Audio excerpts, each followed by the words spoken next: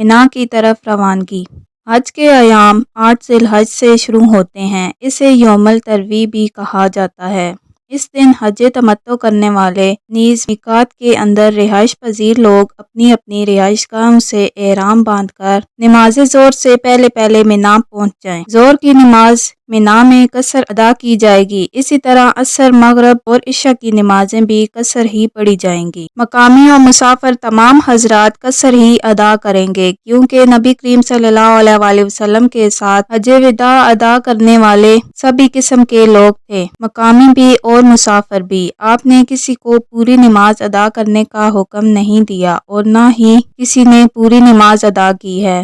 نیز آپ کا یہاں قیام 10 دن کا تھا۔ آپ نے مدینہ سے چل کر یہاں آنے اور یہاں سے واپس مدینے پہنچنے تک ہمیشہ نماز قصر ہی ادا کی ہے۔ 9 ذی الحج یوم عرفہ۔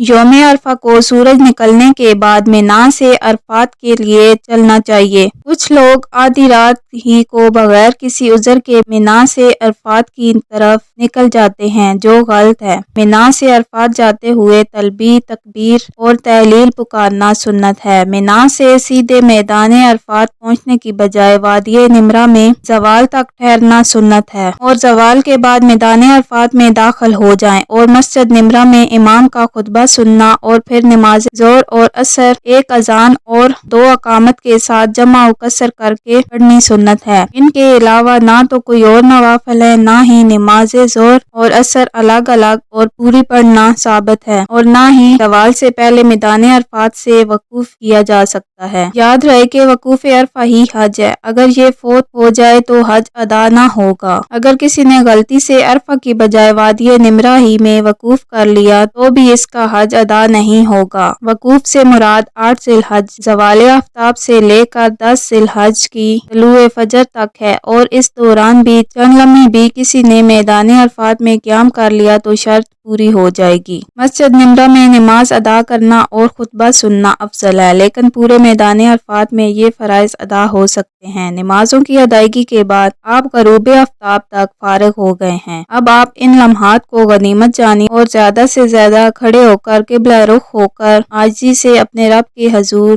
اپنی عجز و نیاز پیش کریں۔ یہ دن ہی سب سے قیمتی دن ہے، دعاؤں کی قبولیت کا دن ہے۔ جو کچھ مانگ سکتے ہیں مانگ لیجئے۔ آج کا دن شیطان کے لیے بہت تکلیف دہ دن ہے۔ حضرت عائشہ کی روایت کے مطابق یہ دن آگ سے برات کا دن ہے، جہنم سے آزادی کا دن ہے۔ فرشتوں کے سامنے اللہ سبحانہ و تعالی آپ کی الحاج و زاری کی وجہ سے فخر کرتا ہے۔ آج کے دن جتنے زیادہ بندے جہنم کی آگ سے رہائی پاتے ہیں، اس کے علاوہ کسی دن اتنی تعداد میں یہ سعادت حاصل نہیں کر سکتے۔ یوم عرفہ کو حاجی کے لیے روزہ رکھنا جائز نہیں ہے۔ وقوف کے لیے جب عرفات یا جبل رحمت کے اوپر چڑھنا ضروری نہیں ہے، زیادہ سے زیادہ دیر اللہ تعالیٰ کے حضور کھڑے ہو کر رو کر دعائیں کریں۔ تھکاوٹ محسوس ہو تو بیٹھ جائیں، تازہ دم ہو کر پھر کھڑے ہو جائیں اور اللہ پاک سے کہیں کہ وہ آج کے وقوف کے بدلے یوم حشر کے وقوف کو آسان فرما دے۔ سورج اسی طرح چھپ جائے تو آپ عرفات سے واپسی کا قصد کریں۔ عرفات میں زوال سے پہلے داخل نہ ہوں اور غروب سے پہلے نہ نکلیں۔ سورج غروب ہونے کے بعد آپ مینا سے نکلیں، اور یہ بات ضرور یاد رکھیں کہ میدان عرفات میں کسی بھی صورت میں نماز مغرب ادا نہ کریں، کیونکہ مغرب اور عشاء کی نماز جمع و قصر کے ساتھ آپ کو مزدلفہ پہنچ کر ادا کرنی ہے۔ مزدلفہ کی رات پہلے اچھی طرح یقین کر لیں کہ آپ مزدلفہ پہنچ چکے ہیں۔ یہاں آپ نماز مغرب اور عشاء ایک اذان اور 2 اقامت کے ساتھ قصر ادا کرنی ہے۔ یہ پوری رات عبادت کی بجائے آپ سو کر گزاریں، کیونکہ اگلا دن بہت محنت طلب کاموں پر مشتمل ہے۔ اس رات رسول اللہ صلی اللہ علیہ وآلہ وسلم نے بھی خوب آرام کیا۔ نماز فجر ادا کر کے یہاں سے بھاگنے کی جلدی نہیں کرنی۔ آفتاب طلوع ہونے تک دعائیں مانگنی چاہیے۔ اگر آپ مزدلفہ نہیں ٹھہرے تو آپ کا حج ناقص ہوگا، لیکن اگر یہ چند لمحات بھی آپ نے قیام کر لیا تو فرض ادا ہو جائے گا۔ اگر مزدلفہ ٹھہر کر آدھی رات کے بعد عورتیں، ضعیف لوگ یا معذور سعی کے لیے روانہ کر دیے جائیں گے تو حرج نہیں ہے، لیکن عام حجاج کو نماز فجر کے بعد طلوع آفتاب تک یہیں ٹھہرنا چاہیے۔ اگرچہ سارا مزدلفہ وقوف ہے، لیکن مشعر الحرام پہاڑی کے دامن میں کھڑے ہو کر دعا مانگنا افضل ہے۔ عرفات عرفات سے مزدلفہ اور مزدلفہ سے منا آتے وقت بلند آواز سے تلبیہ کہنا چاہیے۔ مزدلفہ سے منا روانہ ہونے سے پہلے مزدلفہ سے 7 کنکریاں چن لینی چاہیے۔ پورے 3 دنوں کے لیے یہیں سے کنکریاں جمع کرنا ضروری نہیں ہے۔ 10 ذی الحج یوم النحر کے کام۔ اگر آپ مینا پہنچ کر سب سے پہلے جمرہ عقبہ جو مکہ کی طرف سے پہلا ہے وہاں 7 کنکریاں مار دی جائیں گی، پھر قربانی، پھر حجامت اور اس کے بعد مکہ مکرمہ جا کر طواف زیارت کیا جائے گا۔ اس طرح آپ کا حج مکمل ہو گیا۔ اب صرف مینا میں 13 ذی الحج کی عصر یا 12 ذی الحج کی مغرب تک قیام کرنا ہے۔ رات مینا سے باہر گزاریں گے تو حج مکمل نہیں ہوگا، کیونکہ رات یا رات کا کچھ حصہ مینا میں گزارنا ضروری ہے۔ حاجی کے لیے یوم النحر کو مینا میں نماز عید الاضحیٰ ادا کرنی چاہیے۔ جمرہ عقبہ پر کنکریاں مارنے سے پہلے تلبیہ ختم ہو جاتا ہے۔ یہاں کنکریاں مارنے کا صحیح وقت زوال سے پہلے کا ہے، لیکن اگر کسی وجہ سے ایسا نہ ہو سکے تو 11 ذی الحج کی فجر کی نماز تک کنکریاں ماری جا سکتی ہیں۔ ہر جمرے کو الگ الگ 7 کنکریاں ماری جائیں گی۔ ہر کنکری مارتے وقت اللہ اکبر کہا جائے گا۔ جمرہ عقبہ پر رمی کرنے کے فوراً بعد واپس آ جانا چاہیے، کیونکہ دعا وغیرہ کرنا ثابت نہیں ہے۔ رمی جمار سے مقصد اللہ تعالیٰ کی عبادت اور اس کی رضا ہے۔